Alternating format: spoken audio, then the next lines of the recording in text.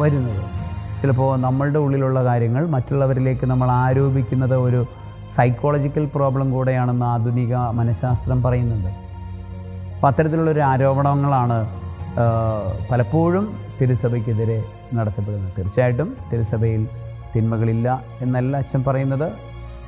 അത്തരത്തിൽ പക്ഷേ എന്തുകൊണ്ട് ഈ നാട്ടുകാർ പറയുന്ന അത്രയും തിന്മകളൊന്നും എന്തായാലും തിരുസഭയിലില്ല, അല്ലെങ്കിൽ ഇത്തരത്തിലുള്ള ആളുകൾ പറയുന്ന അത്രയും അശുദ്ധിയും തിന്മയൊന്നും തിരുസഭയിലില്ല.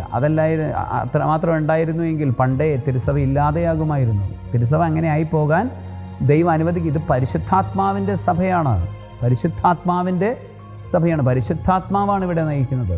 വിശുദ്ധരുടെ സഭയാണ്, വിശുദ്ധന്മാരുടെ ചരിത്രമാണ് നമ്മളുടെ പാരമ്പര്യം എന്ന് പറയുന്നത്. അല്ലാതെ പെരുന്നാൾ നടത്തുന്നതിൻ്റെ പാരമ്പര്യമല്ല, വിശുദ്ധന്മാരുടെ ചരിത്രമാണ് നമ്മുടെ പാരമ്പര്യം എന്ന് പറയുന്നത്. ആ പാരമ്പര്യമാണ്, ആ വിശുദ്ധിയുടെ പാരമ്പര്യം, പരിശുദ്ധാത്മാവിൻ്റെ